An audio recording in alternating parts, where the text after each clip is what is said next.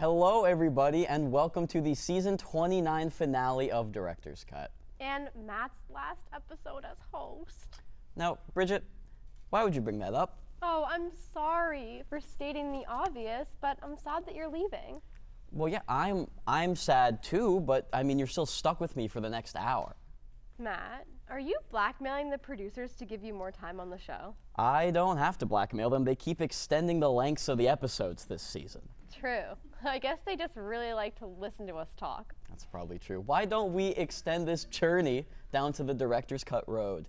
Oh, just like the yellow brick road. We should get you a pair of ruby slippers.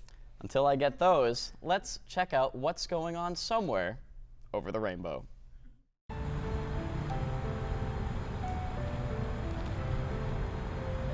Where am I?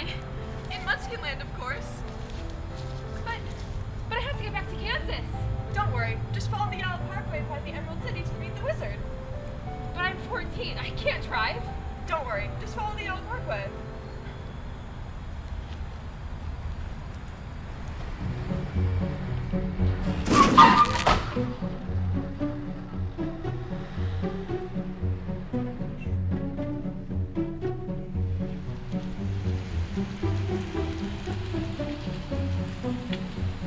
Hey, do you need a ride?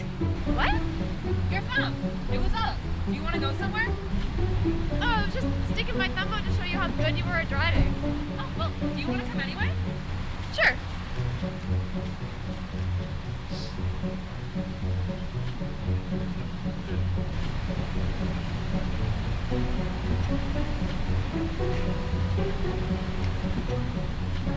Oh, drats!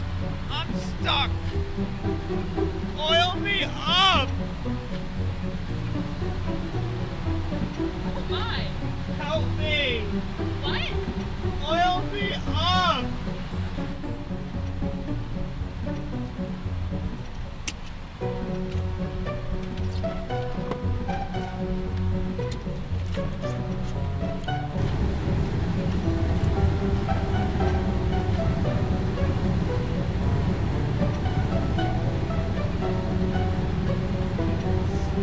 I'm free! Do you want to, come join? Yeah.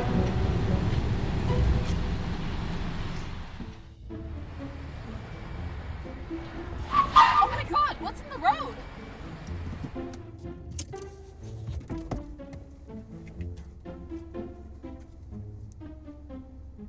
Oh my goodness, are you okay? I'm just a bit shaken, but I'm okay. I thought you were dead. I like playing roadkill in my spare time.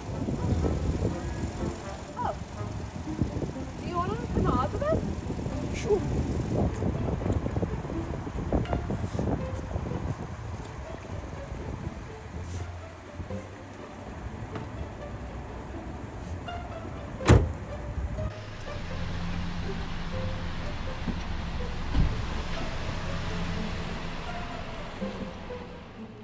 I can't believe the Scarecrow wanted to wait in the car. Look, it's the Emerald City. We're almost to the wizard. It's me, I'm the wizard. Oh, I was wondering if you could help me get back to Kansas. Hold on. I don't really know. Okay, so what you're gonna do is take a right out of the Emerald City parking lot, go down the turnpike. You have to make an illegal left turn, and then that'll get you on the freeway. From there, you're gonna merge 5 lanes to the left. Then you can go exactly 15 below the speed limit. Then take exit 18 off the freeway onto that circle thing, and what's it called? A round table, round circle. Rotary? Yeah, that's the one. And then take the second exit from there, and you should be able to find your way back. Oh, is there any way you can repeat that? No. Just follow your heart. Oh, all right, it's okay. Thank you. Wow, Bridget, you were such a good Scarecrow. Yeah, I guess I should have been Dorothy though, don't you think? I mean, could have been anyone. Watch this. Even me. My shoes did that. Wow. The shoes do fit, Matt. Thanks. And now, You'll always find your way back home. God, we are really milking the cliche metaphors tonight. That is what the best hosts and filmmakers do. Speaking of, let's talk about some great filmmakers, do it. specifically Ryan Coogler and his new film, Sinners. Matt, Bridget, what are your thoughts? Sinners is it's three things. It is the best movie of 2025. It is the best horror movie of 2025. And it is Ryan Coogler's best film of his career. And I love me some Creed. But Sinners just scratches an itch that only a vampire could scratch. Yeah, it was incredible. Absolutely gorgeous, first of all. Second of all, such an interesting plot, and the score, such a good score. It's a musical. I Yeah. think it classifies as a musical. Yes, There are musical numbers, Zoe. this is true. There are musical numbers. It's on the verge. On the I line. feel like it's on the line. I feel like people could argue either way. Bridget, do you like vampires? Yeah, I like them. How do you feel about Irish vampires? I'm Irish. Look, Well then, we got you're the film for representing- you. Yeah, they're Yeah. Irish vampires. It was shot in 70 millimeter IMAX camera. Yeah. And let me tell you, if you are going to see this movie, go see Sinners in a 70 millimeter IMAX theater. It is a religious experience. My mouth was on the floor many times. I tasted the floor of the cinema. your mouth was on the floor. My mouth Like was your on jaw. the floor. Your jaw. My jaw was so far on the floor that my mouth went with it. Yeah. It was a sight to see. And it has made over $200 million at the box office, which That's is crazy. the highest box office numbers for an original film this decade. It's probably because you saw it twice. I did see it twice. And that's I've invested so much money in Sinners. Ryan Coogler, special thanks in your next movie, please. Yes. It could be unicorn. And so Matt, this Yes. is your last episode. Sadly. What?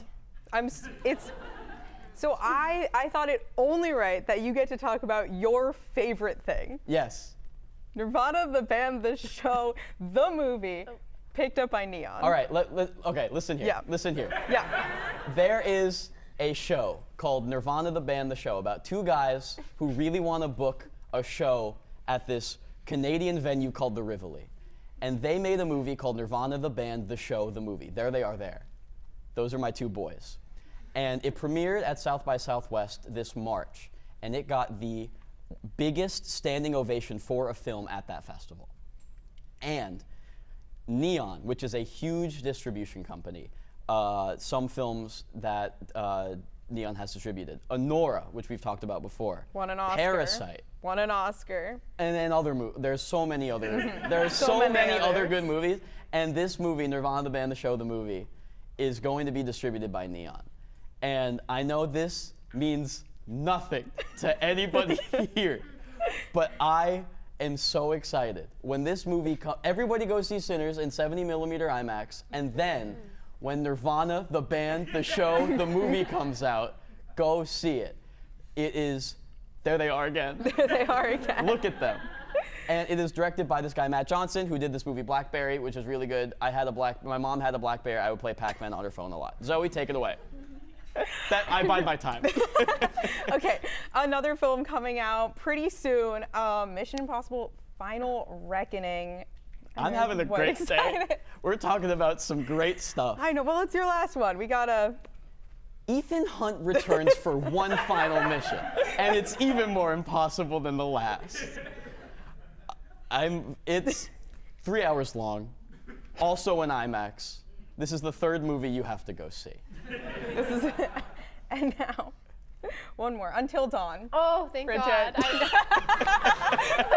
one of my favorite video games ever, next to The Quarry. But the movie adaptation. It's coming out tomorrow. Yeah, and I will be there, not tomorrow. But you'll be there. But you'll be there. And they're doing some fun stuff. It's not just a choose your own adventure. It's like a weird time loop thing, and it's super exciting. And I can't wait. So many good movies. Yeah, thank And God. Zoe, thank you so much for joining us this season for Housekeeping. Thank you. Coming up, we'll be sitting down with a couple of our senior filmmakers to discuss their current projects. But first, let's take a look at a new edition of Bridget on the Street. Hello guys, welcome back to part 3 of Bridget on the Street. This time we're actually back in the city on this beautiful sunny day. I have never ever felt more comforted by such amazing weather in my life. As you can see, there's so many people out enjoying the day right now, and we're gonna talk to them about their love of road trips. My name is Bridget Sawyer. What's your name? Jackson. Alessi. Hi, I'm Bridget Sawyer, and this is Director's Cut, And my All name American. is Avalon, All American, and we are in Washington Square Park. Are you on a road trip right now? I am. I'm on a vacation. We didn't drive here, we flew here, but... Okay, like same vibe, right? Okay, where are you from? San Diego. Oh! From Pottersville, New York. So tell me, who is your ideal, like, car of road trip? Celebrities, anyone. Oh, who I would want to go on a trip with? Yeah. Kung Fu Kitty is next to me. I would go with Halsey. Probably a musician, because they could sing. Anyone in particular?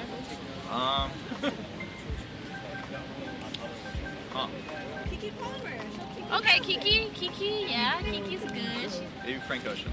Frank Ocean, okay, that's a good pick. For a dollar, what's your favorite game to play in the car? Clash Royale. Okay. Do I get the dollar? Excuse me. For a dollar, would you...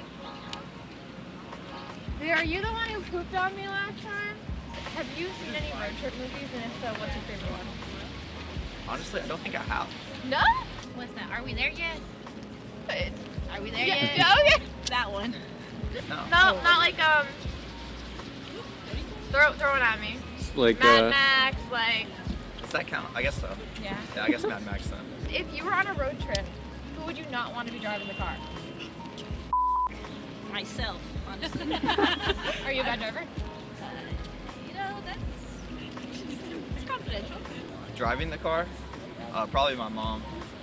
Why? She's not a very good driver. Where would your ideal travel road trip destination be? Six Flags only. Six Flags so we can ride the roller coaster. Is it about the journey or is it about the destination? Ooh, the journey. Yep. All right, you heard it here. For a dollar, is it about the journey or the destination? Definitely the journey. Yeah, I would say the journey. I think you learn a lot from the journey. Oh, that was sweet. I wasn't gonna give you guys my dollar, but No money. no, not this time. But keep on loving that journey, okay? Such a scam. This is me at the end of Director's Cut. Every year, student filmmakers work endlessly to bring their passion projects to life. We would like to highlight some of these senior students in the films that they've been working on. To start off our senior film segment, we're going to watch our first trailer. In this film, a young man wakes up without any of his memories and must explore his past to make amends. This is Unburied by Alex Heap. Honey, it's time to wake up.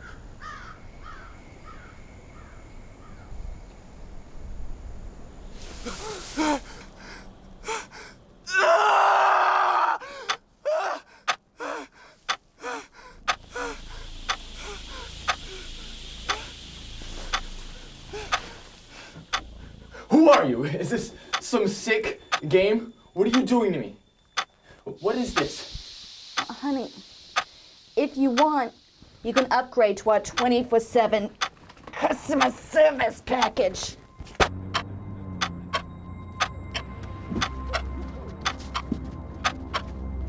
Well, I made a mistake!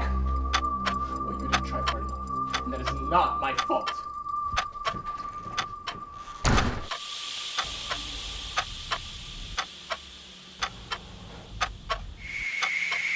Come on!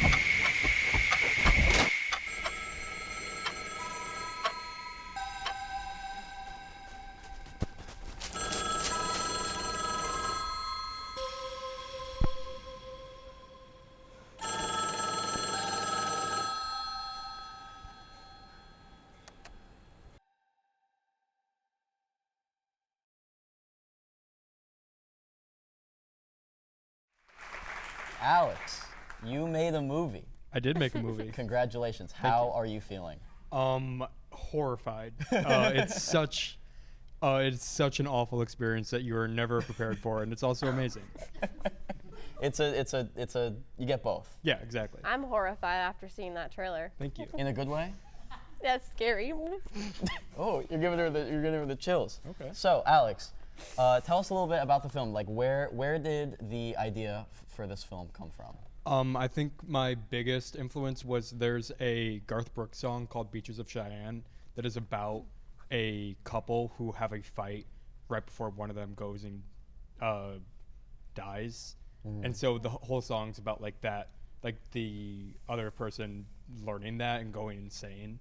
I was like, that is such a good thing, such like a fun, lighthearted and interesting story. But I also, for the whole family. Yeah. And I also just think like country films, country songs are the perfect short film. And it was a really nice way to do that. Nice. Can you tell us what the most challenging part about filming outdoors, especially in a forest, was?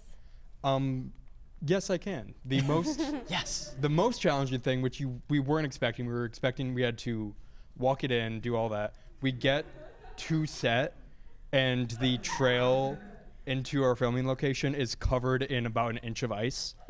And so we have to move these heavy cameras, all this equipment, all the way through, like, I think 100 feet into the woods over the slickest ice ever.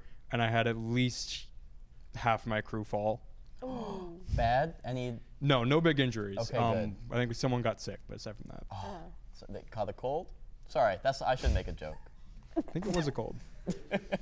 I noticed that your film isn't in the regular, full screen aspect ratio. It's more square. 4:3, right? Is that? Yeah, 4:3. Yes, got it right. So what made you choose to go with that aspect ratio as opposed to a regular full screen? I think it forces intimacy, and also because it's such a nostalgic piece about like looking back towards the past and like uncovering things.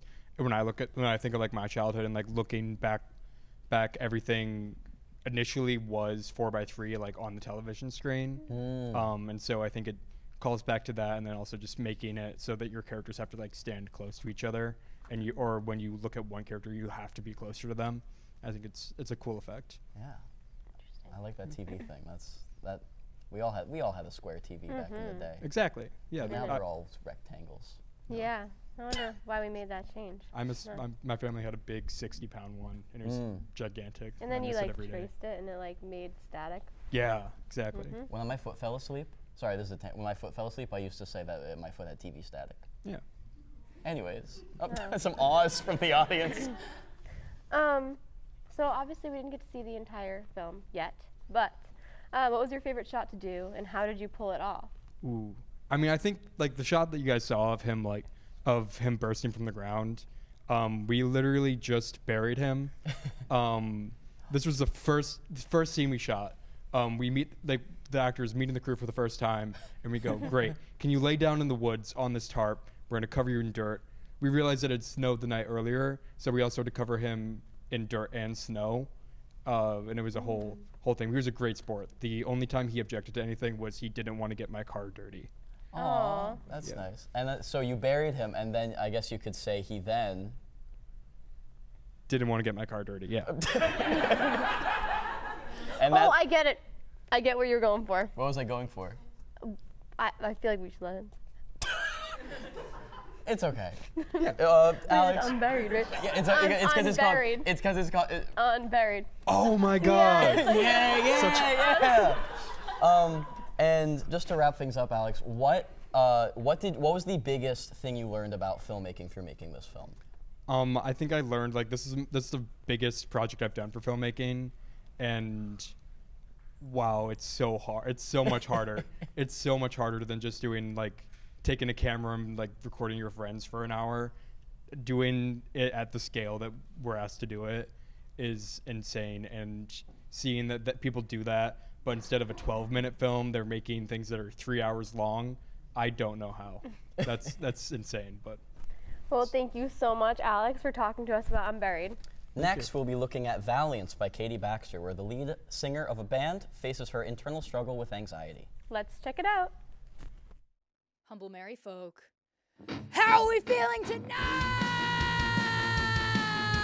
Wait, the Crimsonettes! What about the Crimsonette? The Crimsonette, that's, where is that? Queens, it's only like an hour from here. Queens. Wow. It's the day after tomorrow. Wait, I'm lost. We've got a gig. Settle down, my loyal cavalrymen, and reinvigorate thyselves, for soon we will begin training for a battle unlike any we have faced before. We'll figure it out. Give it up for our knights. We have our dear beloved Mercy on drums, Lori on guitar, and our reliable backbone Mia on bass.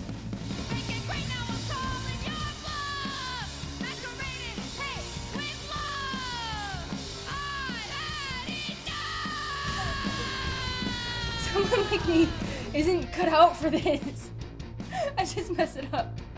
Bonnie, you move people. You're the one who brought us all together and led us here. Just let me in. We are valiant in the night. Thank you, ladies and sires, for a glorious night.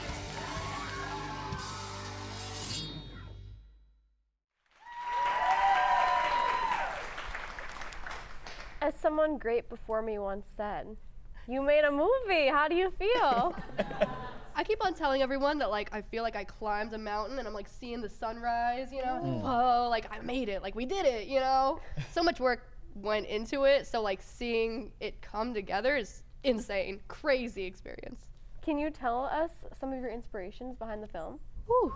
Well, okay, there's a lot. There's a lot. But I guess if I had to, one of the very first ones was actually Chapel Roan, because we put like a lot of effort into like the costuming and all of that, and like Chapel Roan's very like drag inspired, so we kind of got a little bit of that too, and like her whole performance thing. But yeah, Chapel was a big inspiration, I would say. Okay, Nice. And while the trailer was playing, I saw you dancing along to some of the music, and so I would like to know, is the music in this film original compositions? Oh yes, it is. Wow. So actually, the music, like the instrumental, all written by my great friend Cole Plastaris. He's great, awesome, and so he wrote all of like the music part, and then me and a couple of my friends, Lily Jensen and Gigi Ortiz, wrote the lyrics for the songs, and we put them together and had like a jam sesh where we all like recorded it. Really fun, super fun. So how many original songs are there in this film? We have 2 with lyrics and then 1 without lyrics. So we have 3 to look forward to. Wow. Nice. Are we gonna get a CD? Man, I don't know. It might be coming. Spotify? Oh, I think Spotify release. Okay, This is definitely cool. something in the agenda. Hell yeah. Are your actors actually musicians? So they are. Well, okay. We made sure to get actors that could play the instruments that they were like supposed to be playing. The only one who actually like was in the recording was our lead actor Jay, who like sang. But everybody else was just kind of like mimicking. But we made sure that they actually played the instruments so they could mimic properly, you know. And we taught was there a big like rehearsal process to like getting them comfortable with the music? Yeah, we had actually Cole came in while we were filming, and he was like, you know, teaching them all of the parts and stuff. And like we sent them everything before to like make sure that they got like a good vibe for like how it's supposed to sound. We like went over it a good couple of times, and everything seemed to run really smoothly. Nice. And also, I mean, obviously this is a band, this is a big performance. Did you also have to choreograph yes. these performances, and what was that experience like? So I did a lot of blocking with lead actor Jay, where we went into one of like the studios on campus, and we just like went through the whole song and like kind of just had to choreograph like the whole dancing blocking process, and so that we could, you know, have it the same every time that we ran through it. Nice. And you filmed in an actual subway, so did you get permission for that, or was that just kind of like, see what we can get done? Well, you see, okay, it wasn't for lack of shots. trying. We did try to get a permit, but MTA doesn't like to respond to little old me. So we kind of just guerrilla style shot it, and it was a stressful, tense situation, but once we got it done, like, the mood was so high. I feel like that was my favorite time filming, because it just felt so raw and real. Like, we really did that. Like, it's pretty crazy. It's my favorite scene in the thing. So how many subway stops did you guys have to ride on? Like, what was your route like? Did you go through the whole city? So okay, I think we did 2. We went to 2 different stops, and then we did 5 back somehow. I don't know how the math was mathing on that, but like we got back to the same place. But we went to a station at first, and then we were like, this is not the station to use. And so then we drove to a different station, and we were like, okay, this is the one. And then we had like a formation when we were walking through the city so that we could keep everybody like safe and protected and stuff. Made sure that everybody was comfortable throughout the whole entire time, even though it was a bit stressful. But we gotta do what we gotta do, you know? Yeah, and you got it. We And did. And it looks Whew, great. we did. And to wrap things up, what was the biggest thing that you learned through making this film? Honestly, how to ask people for help was probably the most difficult part of it. But film is such a collaborative process that like when I handed off these parts to like other people, like left it in their hands, like trusted in their talents, I was really just astounded by the results. And I feel like I'm a lot more comfortable doing that now and so prepared for future projects. That's awesome. Can't wait to see the rest of the Mhm. film. Oh. So yeah, thank you, Katie, for sitting down and talking to us tonight. When we come back, we will continue our conversation with senior filmmakers. For now, let's take a look at part 1 of our recent road trip adventure.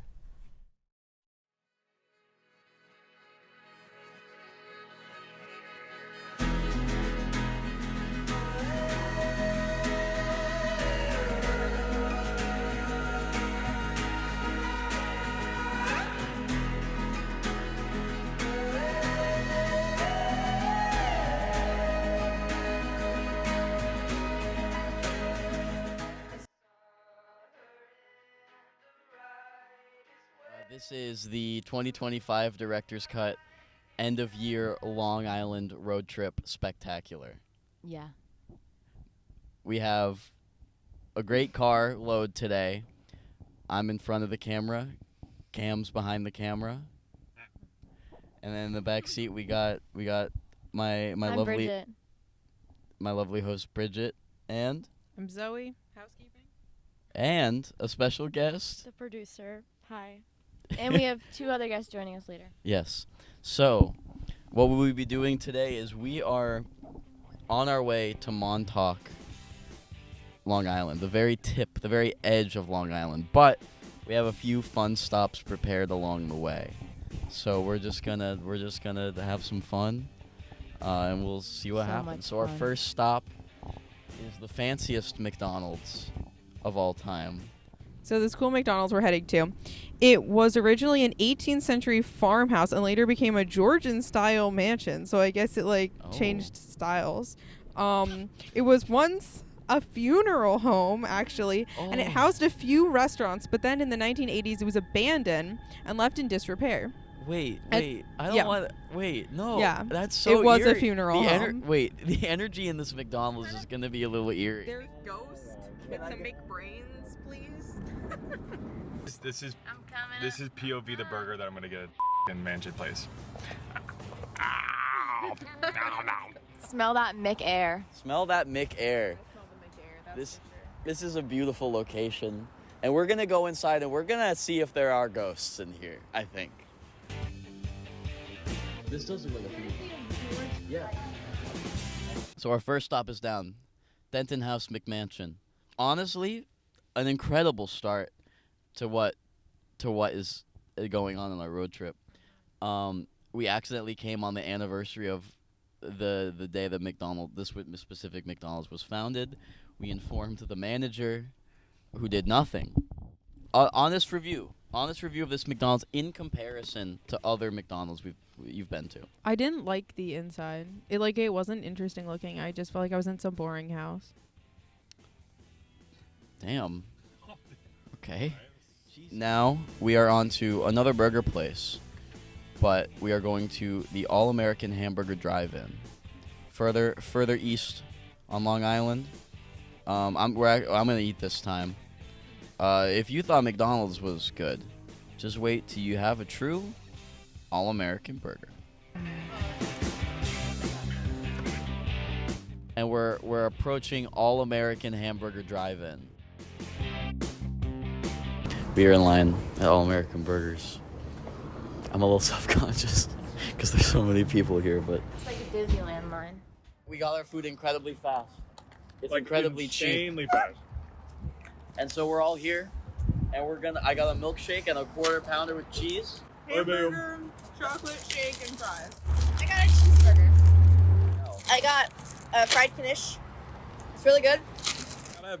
I got a cheeseburger. The burger's nothing special, but it has heart. And the place has heart. It's delicious. I don't know what you're talking about. I had a great time. I would happily come back again. Would absolutely. The prices cannot be beat, and the vibe is so cool and old school, and you get your food so fast, like it's not even real. I got the guy gave me my receipt and was like, all right, here's your ticket. The instant the ticket hit my hand, I heard my number. I don't understand how they did it. Like there's some sort of magic working in there. Some burger magic. There is burger magic occurring right there. Our next stop, a Big Duck.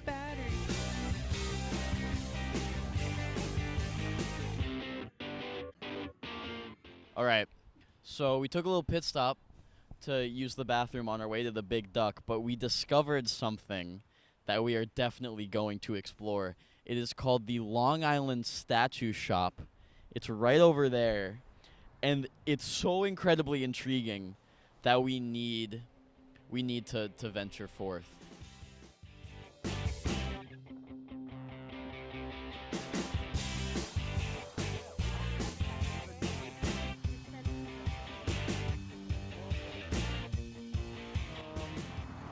We gotta go. Welcome back. Continuing with our senior spotlights, we have More Than Life Itself by J.J. Vogt. A recent college graduate is forced to face the fleeting nature of youth as his family deals with a heartbreaking crisis in his absence. Here's a glimpse of JJ's film.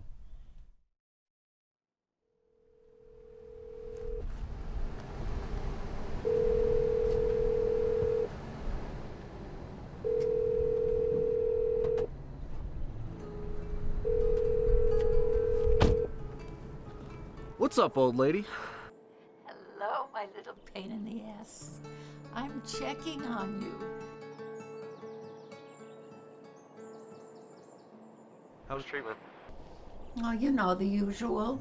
I sit in the lobby, I wait, eventually somebody comes out and brings me back, and they hook me up and pump me full of the good stuff. But let's not talk about that.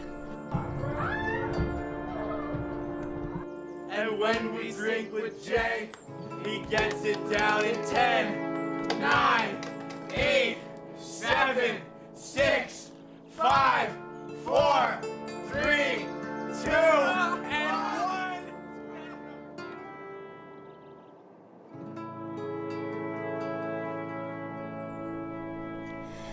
And I know he knows that I love him more than life itself.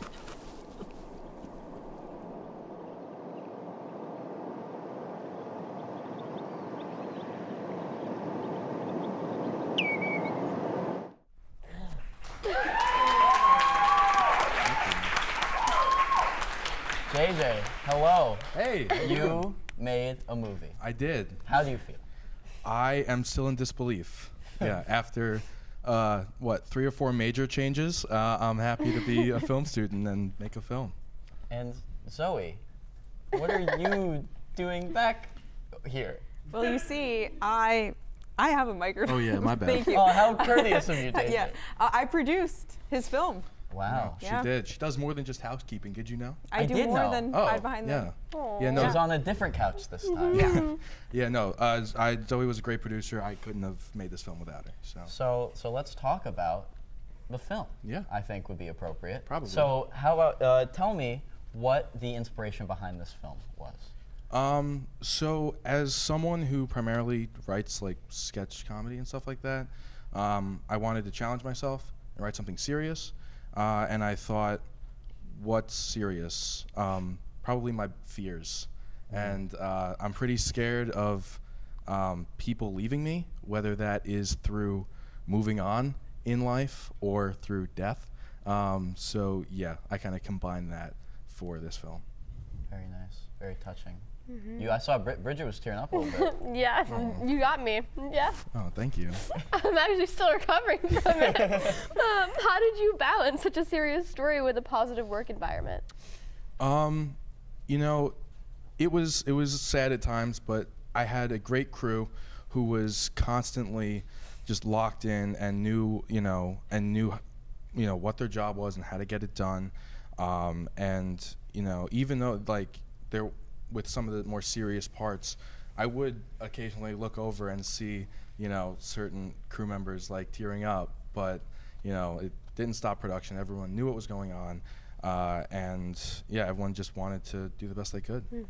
Now, this film it's broken up into two distinct like halves. We have the family portion of the main character, and then all of the friends of the main character. And those friends aren't just actors. No. Who would you like to tell us who those people are? Yeah. So the three actors who play the friends, those are my actual friends from high school. Mike, Aiden, and Ryan. For those, yep, there they are. That's, yeah, from left to right, that's Ryan, Aiden, and Mike. And you're cradling Mike in your arms? Yeah, we're holding Mike. And I'm holding Mike too. Good one. All right, sorry. JJ, you're doing the all right. So yeah, I see why you wrote sketch comedy. Those are my friends from home. You know, I've been friends with them all of high school. None of them have any acting experience, and I think a lot of people, especially Zoe, doubted if they'd be able to, you know, pull through. But yeah, they all gave amazing performances. They all gave up their time to drive down from their colleges to come and help me out, and they did an amazing job, and I'm so thankful for them. Zoe, real quick, as producer, how is it to work with JJ? Working with JJ, it was great.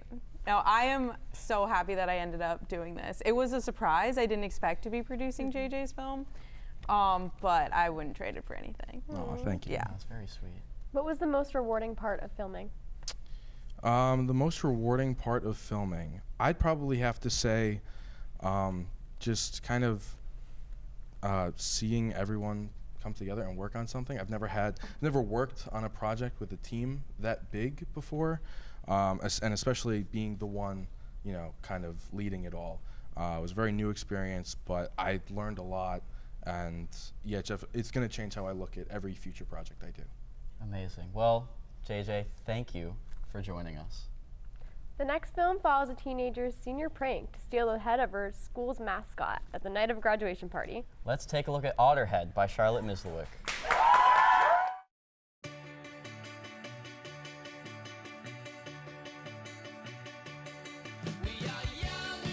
Tonight, we celebrate the blood, sweat, and tears my sister Desi put into these past 4 years of high school. Here's the invite to my grad party. It's gonna be a fun night of drinking and dancing.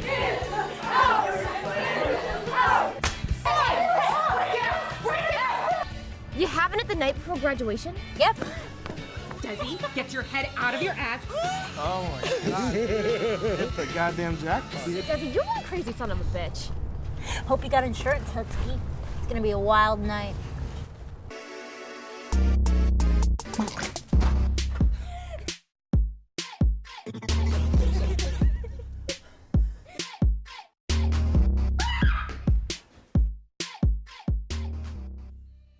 If there's one thing this world needs, it's you, Desi.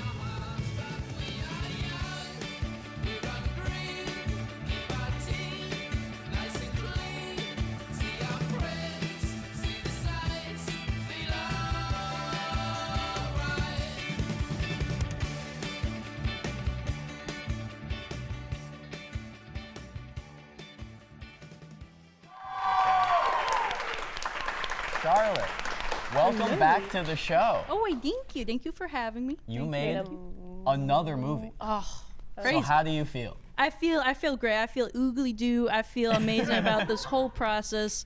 Amazing cast, amazing crew. I'm just beyond honored. So yeah, like you were, at least for my time on the show, you were our first guest that we had. True. This is true. So tell me, what has changed in your filmmaking life since we last spoke to you? Good question. I would say I've definitely gotten more confident and more like liberated in my screenwriting, especially. I feel like kind of like the first film like I was writing, I felt more so like concerned with like how the audience was like gonna feel and like, you know, what they were gonna take out of it. I was just thinking about literally the audience. This one I was thinking a little bit more about myself, about my experiences, my family, my friends, how they've impacted me, and that kind of that really did number on me. You know, it helped. Nice. Yeah. So, did you do a senior prank at your high school? And was Otterhead inspired by that senior prank? I wouldn't say it was inspired. I'm more so just like I did something a little stupid. I was What'd you do? I was a little crazy. I did like the morning shows, like morning news and whatnot.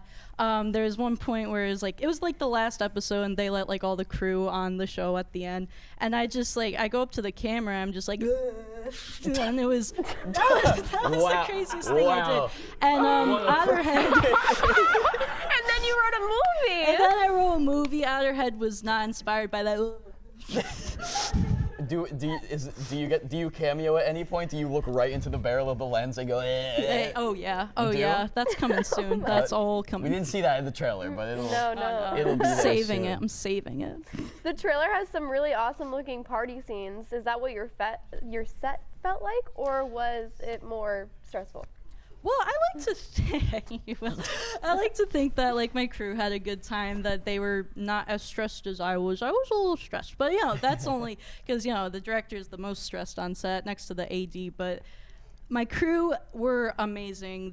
Most of them swung as extras, and a lot of them were kind of like coming up with their own bits, and they were just like so perfect. They brought so much energy to like not only like the set but the film itself. When they like make their little cameos, I was so happy to have them all on. It was so great to see. They're so cute, and they're cuties. Just a bunch of cuties partying. And I was there, and you held it together like a champ. Oh, Right. I think Oh, you. I have to- Yeah. Yeah, we Bridget, you're making the rounds. I know. In She movies. is. So She's tell me, slaying. what was it to work with Bridget here? She was such a diva. No, I'm just kidding. Bridget was an honor to work with. She is so talented, so lovable. She brought such a good endearingness and such a great Stop. energy to her role. It was a tough role, but she nailed it. It was silly. It was fun. I loved it. Were you doing a little accent, right? Yeah, I did have to do an accent. What accent were you doing, and can I hear it? Well, I don't know what kind of accent that was. Let's be real. I'd like to say that it was New York, but I don't think that. Some people would call it New York. Some people would, yeah. And can I do it? No. Yes, you can. If you're asking me, yes, you can. Have Go to. ahead. You have to wait until you see Charlotte's film to hear it. I guess that's true. I guess. So why Otter? Why Otterhead? Otter. Honestly, like, otters, they're just so cute. They're so lovable. They're kind of like playful. I wanted it to be like kind of like a youthful energy. And they also just like, one thing about otters is you can't take them seriously as like a mascot. You bring them on like a football field at a high school like football game, you know who's winning. And it's not the team with the fucking otters. So that's probably what's going on there. What did you learn? I learned so much From making the film. Well, I figured. No, it's fun. What did you learn? Well, what did you learn, Charlotte? I definitely learned that like there is nothing better on set than being a director. You get to work with such a talented actors, 2 of which were my blood kin, my siblings. And I loved doing that, and I loved working with my lead actress, Sophie. She was absolutely amazing. And yeah, directing is so much fun. There's nothing better than that. Amazing. Well, Charlotte, thank you so much for speaking with us tonight. Thank you. Let's take a break to wrap up our road trip experience.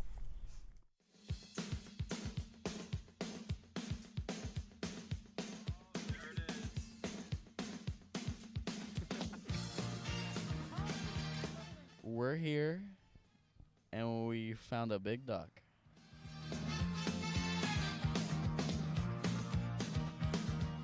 You know, it is a big duck, and it's cool and all, but I don't know why I thought it was going to be significantly bigger. Like, I thought it was going to be 10 times that size. Yes. I thought it was going to be like a full building that was shaped like a duck. I thought it was gonna be more, but it's just a duck. It's a big one, but it's a duck. Big duck. Big duck.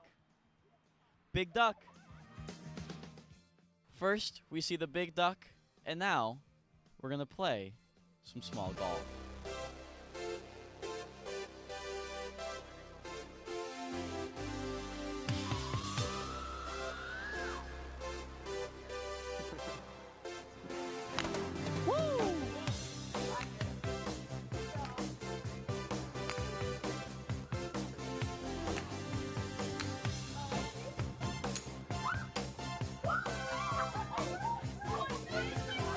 Montauk, the end. We're doing it. We are headed to our final stop, the Montauk Lighthouse at the very tip of Long Island.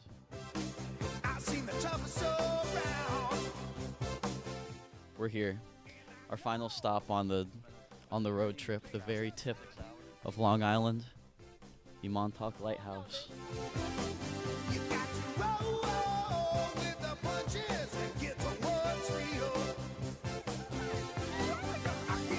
So here we are, the end of our road trip, and also the end of many things. The end of director's cut packages, and also we're getting close to the end of college, you and I.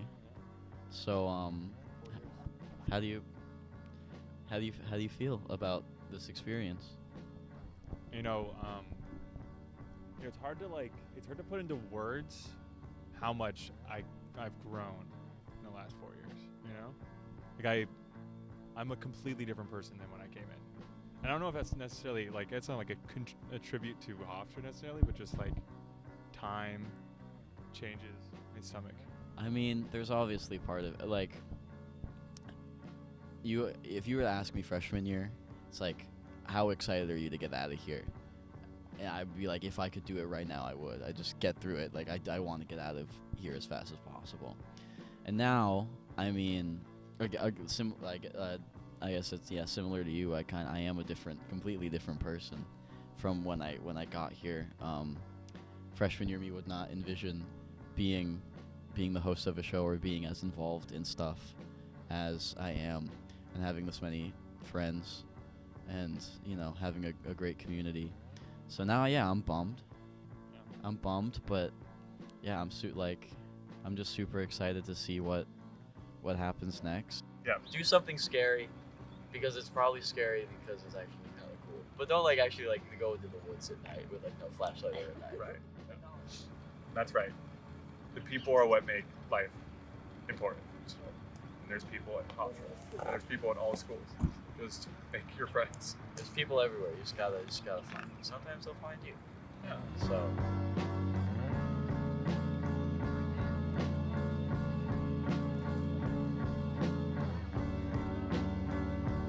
We've just eaten. We've been enjoying the sights of Montauk. We have this beautiful sunset behind us. It's been a beautiful day. It's been a beautiful day.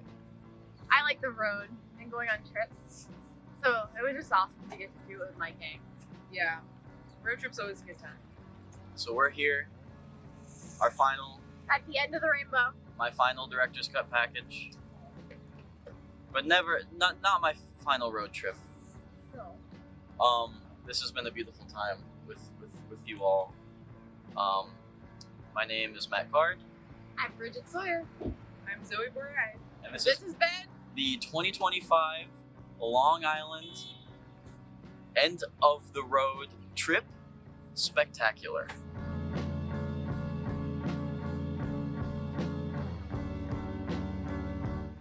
Wow, how beautiful. All right, well, we've only got one more film to go, and this one is made by one of our own. Next up is a film by Cameron Trotter, one of the package producers for Director's Cut. In his film, a man has to deal with crippling grief while managing an unusual relationship with a little man that steals his belongings. Here's a sneak peek of My Little Man.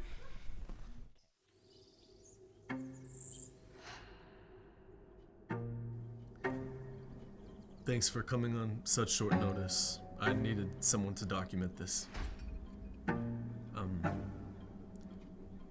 So I guess I'll just start. My name's Hugo Long, and for a while now, I thought I'd been losing my mind. My stuff would just randomly go missing. Some of my things would just show up in places that I didn't put them. Everyone thought I was imagining it, but I wasn't. Turns out something was messing with my stuff.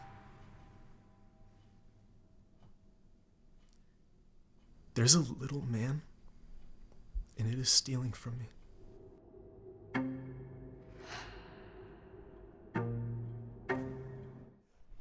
Yes. Yes. Yes.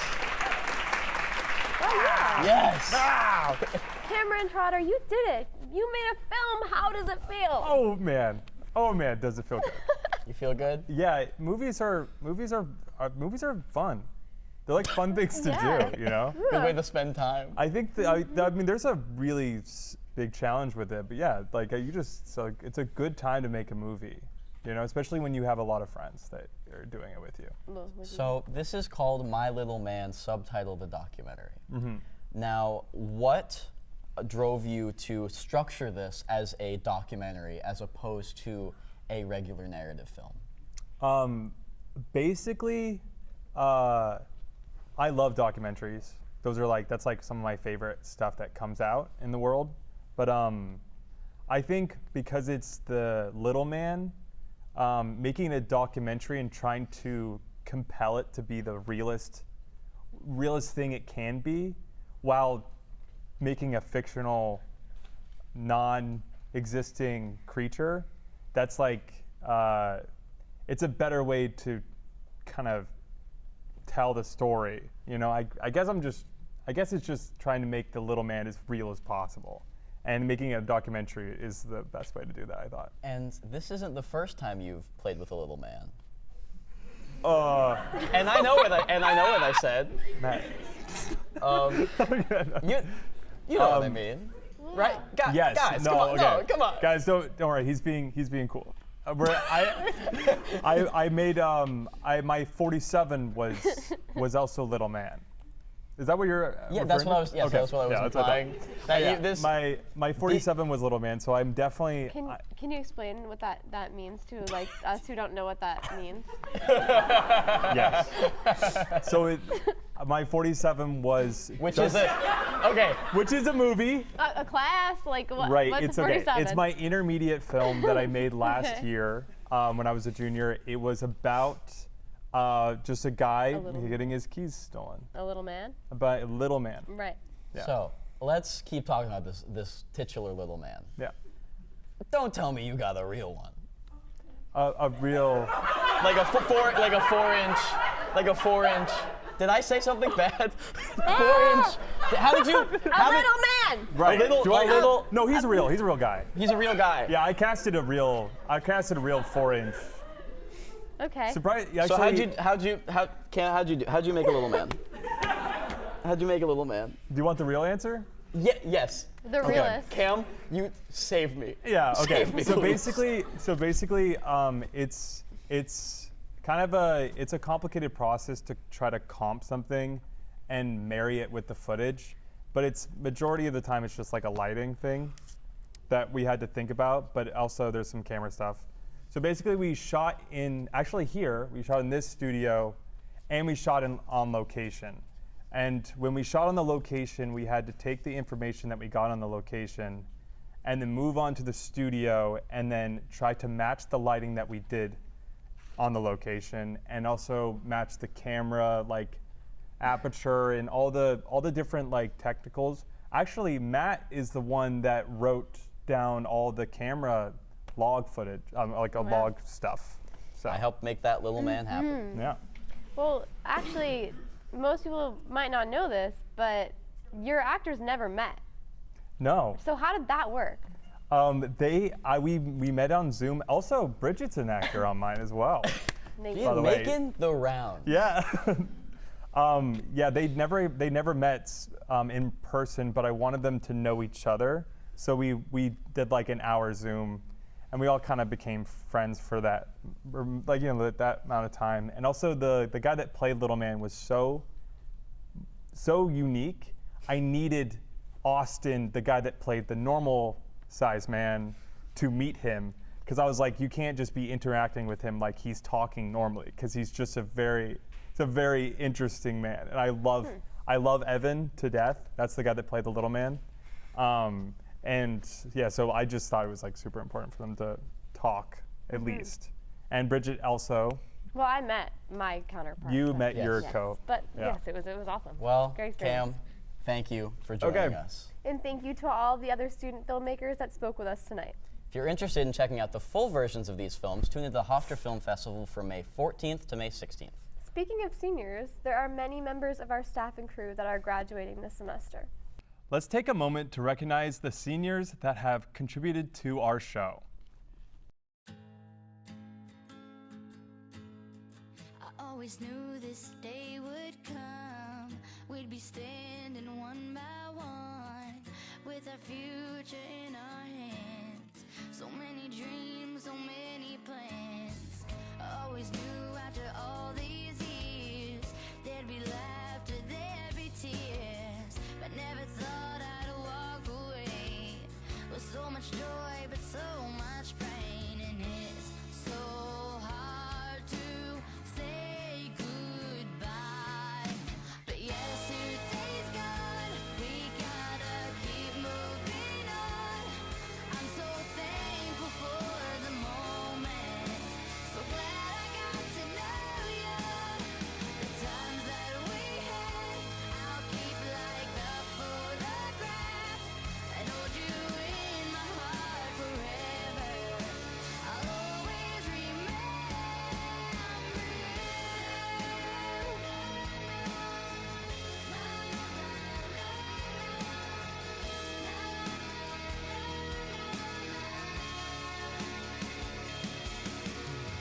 another chapter in the book.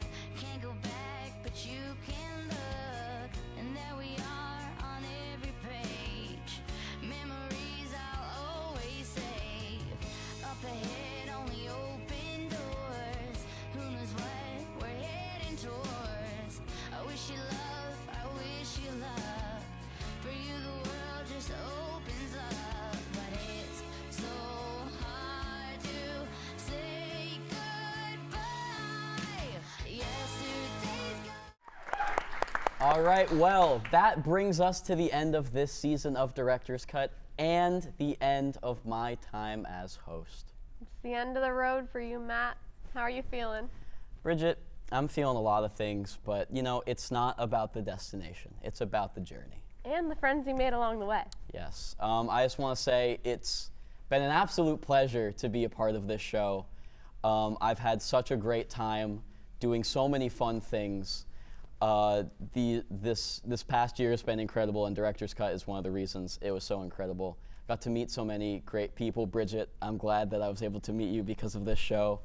I'm sad to not be able to yell at you on stage anymore. I'll miss it. But that's my time. No. Well, thank you so much to everyone watching at home and in our live studio audience. And of course, a big thank you again to all of our special senior guests. If you'd like to keep up with us, make sure to head over to our Instagram at DirectorsCutHU. There you can find exclusive content, behind the scenes, and so much more. Make sure to give us a follow and subscribe to the Heat Network YouTube channel. I'm Bridget Sawyer, and I'll see you next time. And I'm Matt Card, signing off. And this has been Director's Cut.